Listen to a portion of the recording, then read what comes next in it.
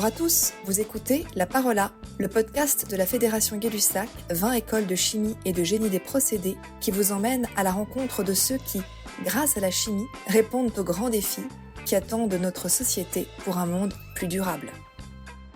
À seulement 20 ans, Margot Dageot, étudiante à Sigma Clermont en deuxième année du cycle préparatoire intégré CPI, vient de décrocher le titre de championne de France élite de cross-country. Une performance exceptionnelle avec un parcours exigeant où Margot a su faire la différence dans la dernière ligne droite face à un adversaire de très haut niveau.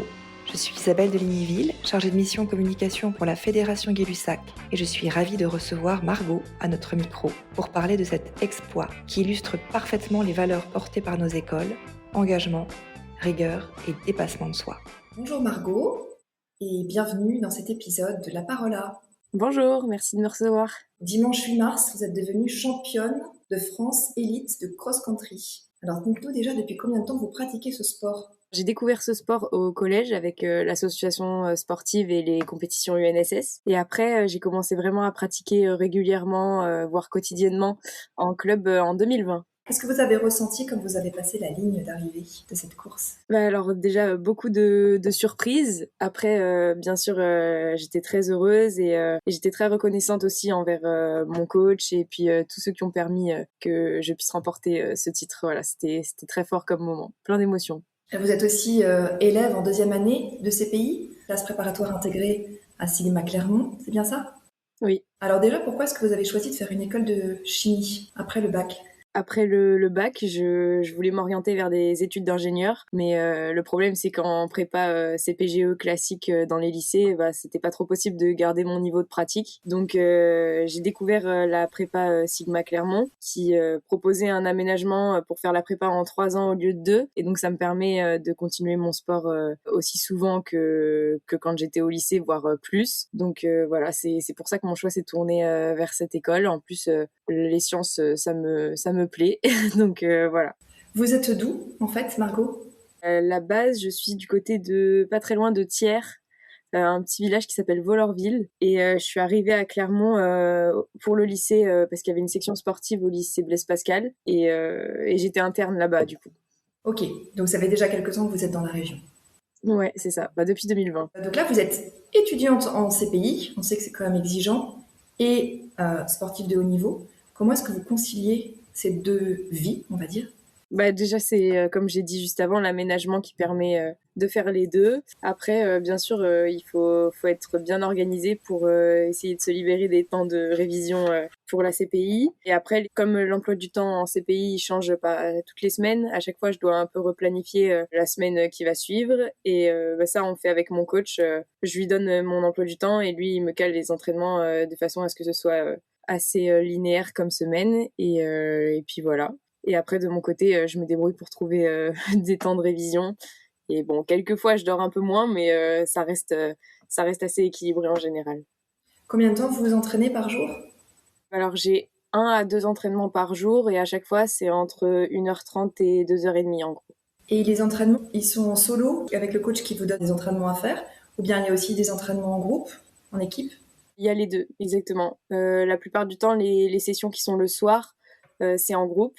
Et les sessions que je fais de mon côté le matin ou le midi, c'est plutôt seul. Après, il y a des entraînements très spécifiques quand on arrive en fin de préparation pour une compétition qui peuvent être l'après-midi et qu'avec le coach, par exemple. Mais la plupart du temps, il y a toujours le coach le soir, sauf quand du coup, moi, je fais les entraînements le matin en solo en fonction de là où j'ai cours et là où j'ai pas cours. Est-ce qu'il y a d'autres choses particulières de fait d'être sportif de haut niveau, par exemple dans votre alimentation, votre hygiène de vie ?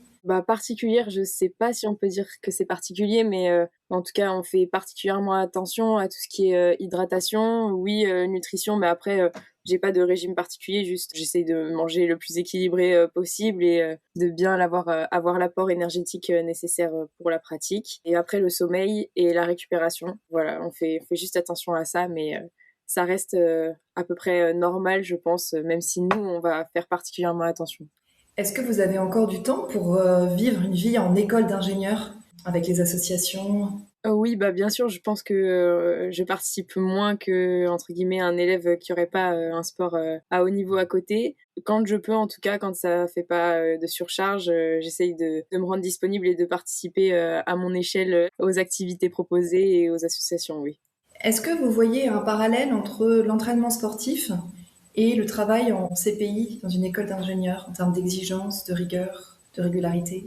Oui, bah, je pense, déjà dans l'emploi du temps, comme j'ai dit tout à l'heure, il y a une planification de l'entraînement, pour être prêt pour des compétitions. Il y a aussi, comment on le place, dans les semaines. Je pense que cette organisation, bah, c'est un peu la même chose que pour, réviser un cours ou préparer un examen ou, voilà, je pense qu'il y a des similitudes et après aussi dans l'adaptation, je pense que, l'adaptation, à l'entraînement, c'est très important, s'adapter au ressenti des athlètes, à la fatigue, qu'il peut y avoir. À l'inverse, à une bonne forme qui veut dire qu'on peut peut-être pousser un peu plus ce jour-là. Et je pense que c'est un peu pareil, dans nos études d'ingénieur quand on est face à un nouveau problème, bah, il faut savoir s'adapter. S'adapter aux personnes avec qui on travaille, s'adapter aux problèmes. Ouais, je pense qu'il y a pas mal de qualités similaires. Alors on dit souvent que derrière un sportif de haut niveau qui gagne une compétition, il y a toute une équipe. Alors est-ce que vous avez à la fois une équipe sportive et une équipe de l'école, de Sigma? Voilà, comment tout ça se passe? Comment vous êtes soutenus? Déjà, il y a l'équipe du côté sportif. Il y a bien sûr mon coach, mon groupe d'entraînement. Il y a mon club qui me soutient. Il y a aussi mon sponsor, la Ligue Auvergne-Rhône-Alpes. Enfin voilà, j'ai pas mal de soutien et de personnes qui sont là pour nous aider, pour nous aiguiller un peu. Et après, bien sûr, il y a tout ce qui est en dehors du sport. Donc, bah, en l'occurrence, la prépa, elle me soutient notamment en proposant cet aménagement déjà, sans lequel je pourrais vraiment pas m'entraîner autant. Après, bien sûr, ils sont toujours là pour nous soutenir, nous mettre des petits mots après les compétitions et ouais, ça fait vraiment plaisir de se sentir soutenu comme ça et encouragé. Est-ce que vous aviez des amis et des enseignants qui étaient à la course pour vous suivre? Bah, des amis, oui. Après, des enseignants, c'était un peu loin parce que c'était au fin fond de la Bretagne, à Carhaix. Donc, c'était 7 heures de route. Donc, oui, bien sûr que c'était un peu compliqué pour s'y rendre. Et en tout cas, j'ai eu pas mal de petits messages après la course et ça m'a vraiment fait très plaisir. On va peut-être juste revenir sur ce que c'est le cross-country comme discipline. Alors, le cross-country, c'est une épreuve de demi-fond. Donc, dans l'athlétisme, on a plusieurs disciplines. On a les lancers, on a les sauts, on a le sprint et on a le demi-fond. On a même le fond après, mais ça, c'est vraiment plus long. Donc, dans le demi-fond, c'est des disciplines qui vont du 800 mètres au 10 000 mètres, en gros, donc 10 kilomètres. Et donc, le cross-country, ça fait partie de ces distances. Et il y a deux grandes disciplines en cross quand on est au niveau senior, c'est le cross court et le cross long. Donc, moi, là, j'étais sur cross long, donc c'est à peu près 10 kilomètres, c'était 9 et quelques, voilà. Et le principe, c'est de courir sur des terrains qui ne sont pas de la piste. Donc là, on était dans de l'herbe, dans de la boue, dans de la terre, voilà. Mais c'est pas non plus du trail, on n'est pas sur des sentiers. Mais voilà, on est à travers champs, en quelque sorte, faut imaginer ça. Comme les crosses du collège qu'on faisait à l'époque, voilà, c'est à peu près pareil, sauf que c'est au niveau national. Et ce qui est intéressant dans le cross, c'est que c'est pendant l'hiver, donc toutes les disciplines de l'athlétisme, ou presque, se retrouvent sur le cross chaque année. Et ouais, c'est un peu l'école de l'athlétisme. Il y en a qui disent que c'est l'école de la vie aussi, parce que tout le monde est sur un même pied d'égalité avant de faire un cross. Et donc vous avez mis combien de temps pour faire les 10 kilomètres dans la boue et dans l'herbe? 33 minutes 23, je crois. Ça me dit quelque chose, 33 minutes 23, donc je pense que c'est ça. C'est rapide en tout cas. Oui, oui, c'est pas mal, mais après, c'est vrai que ça dépend vraiment des parcours. Il y a des fois, on va être vraiment rapide sur des parcours assez plats, avec, entre guillemets, que de l'herbe. Et il y a parfois où ça va être très boueux et on va vraiment pas avancer, ou ça va être avec des grosses montées. Donc voilà, il y a par moments, on va vraiment aller moins vite. Et là, en l'occurrence, c'était pas très rapide parce qu'il y avait pas mal de boue et de montées, justement. Mais moi, j'aime bien ça. Ça rend le challenge un peu plus intéressant. Et comment vous êtes préparé pour cette course plus spécifiquement là, pour ce championnat? Pour la partie entraînement, c'est beaucoup mon coach qui gère la prépa. Après, bien sûr, il y a parfois on discute pour adapter à ce que je pense, à mes ressentis aussi, mais c'est quand même lui qui fixe la prépa dans son ensemble. Après, moi, mon job, entre guillemets, c'est plus de m'occuper de la récupération, de bien faire les choses à côté de l'entraînement. parce que c'est un peu ça qui fait la différence aussi, étant donné qu'on s'entraîne à peu près, tous les athlètes qui cherchent à performer au France, ils s'entraînent à peu près de la même manière. Ce qui va faire la différence, c'est ce qu'on fait à côté aussi. Donc ça, c'est un peu plus ma responsabilité. Et après, mentalement, moi, je suis suivie par une préparatrice mentale. Avec elle, on va gérer vraiment l'aspect ou l'état d'esprit pendant la compétition ou en amont, mais ça va tourner vraiment autour de la compétition. Et après, pour me préparer mentalement aussi, c'est passer du temps avec mes proches, avec ma famille, prendre du temps en dehors de l'athlé. Et bon, la plupart du temps, c'est dans les révisions, mais quelquefois, c'est aussi bien de sortir et de l'athlé et des révisions. Et même si c'est rare, je pense que c'est important. Est-ce qu'on peut revenir un petit peu sur la préparation mentale? Parce que je pense que ça peut être intéressant pour les élèves de la FGL de comprendre comment est-ce qu'on se prépare pour une échéance comme une course, mais ça peut être aussi pour un examen ou un concours. Et ça consiste en quoi? Il y a plusieurs techniques, ça dépend vraiment des personnes. Moi, la plupart du temps, on va discuter par exemple, de la stratégie que j'ai choisi d'adopter pendant la course, parce que oui, on choisit un peu en amont ce qu'on va faire pendant les courses. Et après, on va essayer de déterminer à quoi il faut que je pense, entre guillemets, pendant la course pour pouvoir réaliser les objectifs. Après, pour ce qui est en amont, on va essayer d'aborder tout ce qui est gestion du stress, des émotions, de trouver des ancrages ou des moyens de se focaliser sur les bonnes intentions, de pas trop s'éparpiller, parce que quand le stress il monte, quand l'échéance elle approche, on a tendance parfois à perdre un peu les pédales sur nos pensées qui vont un peu nous bloquer. Donc voilà, elles m'aident juste à me canaliser et aussi à me faire parler, à faire sortir un peu tout ce qu'il y a dans ma tête et dans mes pensées que j'aurais pas soupçonné. Donc voilà, après c'est vrai que c'est je pense que c'est encore une fois assimilable à quand un examen approche et qu'on peut avoir une sorte de panique qui monte, un stress, même si c'est pas du tout la même chose, ça peut quand même ressembler, je pense, le type de stress qu'il y a ou en fonction de l'enjeu des examens et tout ça. Donc ouais, c'est intéressant de découvrir des outils qui peuvent servir partout dans notre vie au final. Est-ce que vous pourriez nous en partager un ou deux vraiment très concrets? Le plus connu, c'est la respiration pour la gestion du stress. Ça permet de se reconnecter au corps physique. Instantanément, ça arrête les pensées, ou en tout cas, ça arrête le fil des pensées qu'on ne maîtrise pas, ça calme vraiment, vraiment ça. Et on sous-estime parce que on a l'impression que juste respirer, ça fait rien, mais en fait, ça permet vraiment de se reconnecter à l'instant présent et souvent, à l'instant présent, il y a pas de souci. Il y a encore du temps avant l'examen, il y a encore du temps avant la compétition et donc ouais, je pense que le numéro un, en tout cas pour moi, c'est la respiration. Après, il y en a beaucoup d'autres. Il y a tout ce qui est visualisation, essayer de s'imaginer pendant la course. Celui-là, moi, je l'expérimente un peu moins pour l'instant, parce que j'ai l'impression que ça me fait vivre déjà des scénarios, que ça me fixe un peu dans un scénario alors que j'ai pas forcément envie. Mais je pense que c'est juste que je sais pas encore bien le faire, donc voilà, c'est à travailler. Mais ouais, se visualiser peut-être en train de faire quelque chose, ça peut déjà nous aider à le faire d'une certaine manière.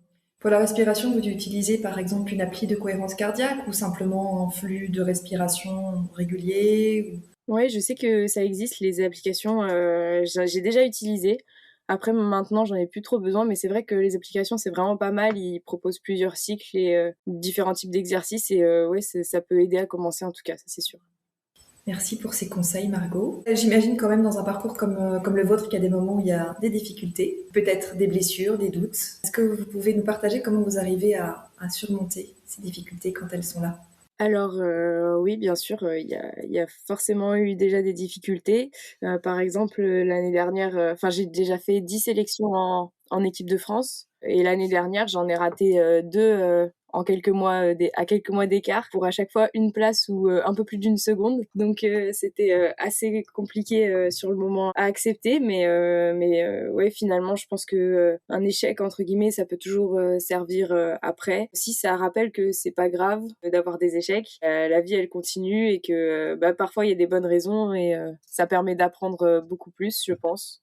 Même si j'ai toujours envie de réussir et pas du tout envie d'échouer, mais c'est sûr qu'avec le recul, après, on trouve souvent des points positifs à ça. Et c'est à peu près pareil dans les cours, quand il y a des examens qui se passent moins bien ou qu'on est mis en échec face à un problème ou même dans une matière qu'on pensait on était assez doué et au final on se trouve en échec dans cette matière. Je pense que voilà, ça permet de se remettre en question et peut-être d'être meilleur au final.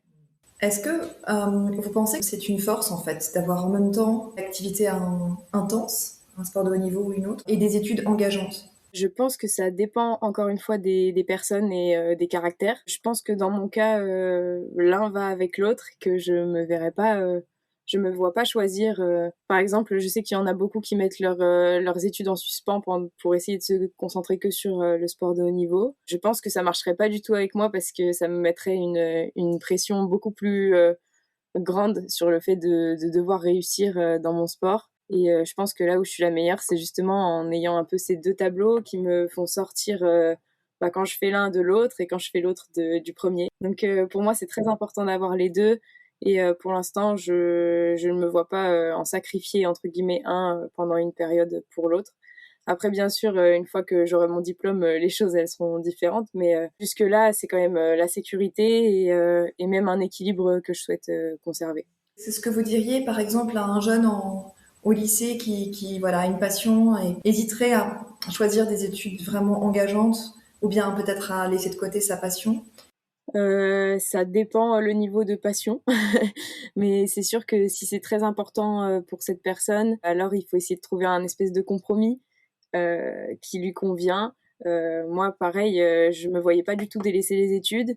Il y en a d'autres qui se voyaient faire ça et à qui ça a réussi. Donc, je pense que ça dépend vraiment des profils. Mais c'est sûr que s'il y a une passion qui vous rend heureux et que vous serez une meilleure personne si vous continuez cette passion, je pense que c'est très important de la garder. Est-ce qu'il y a d'autres sportifs de haut niveau à Sigma, là, en CPI, avec vous, Margot? Dans mon année, on est deux. Dans l'année après moi, elle est toute seule, mais l'année encore d'après, elles sont deux. Elles font quel sport? Alors, celui qui est avec moi, on fait tous les deux du demi-fond. Celles qui sont en première année, elles font aussi du demi-fond. Et celle qui est en deuxième année, elle fait de l'haltérophilie. Ok. Est-ce que vous pourriez nous dire les 3 qualités que vous avez développées grâce au sport, grâce au cross-country? Alors, je pense la rigueur, déjà. La détermination, je pense. Et bon, je suis pas encore parfaite là-dessus, mais clairement la patience. Alors Margot, là, vous allez finir votre année de CPI. Qu'est-ce que vous allez faire après? Dans quelle école vous allez?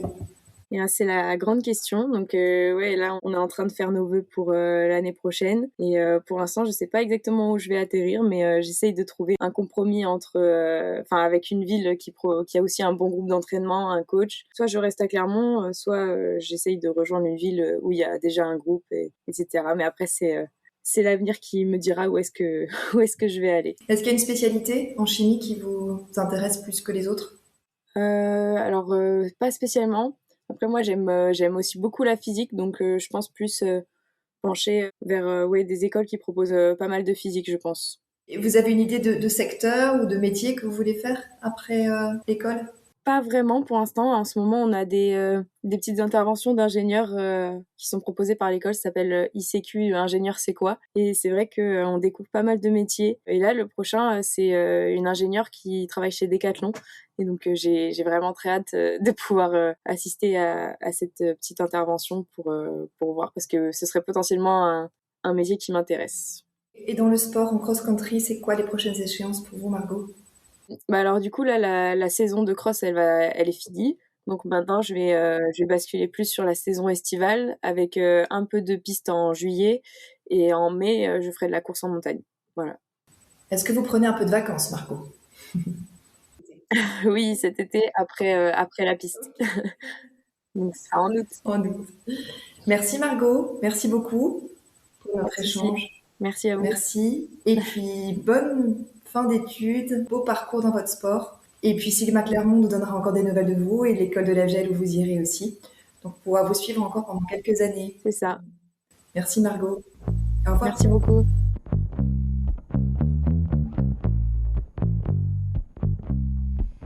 Vous avez aimé ce podcast? Dites-le en mettant 4 étoiles sur votre plateforme d'écoute préférée. Abonnez-vous à notre chaîne de podcast, la Fédération Gay-Lussac fait sa chimie, et retrouvez-nous sur notre site internet 20écolesdechimie.com et nos réseaux sociaux.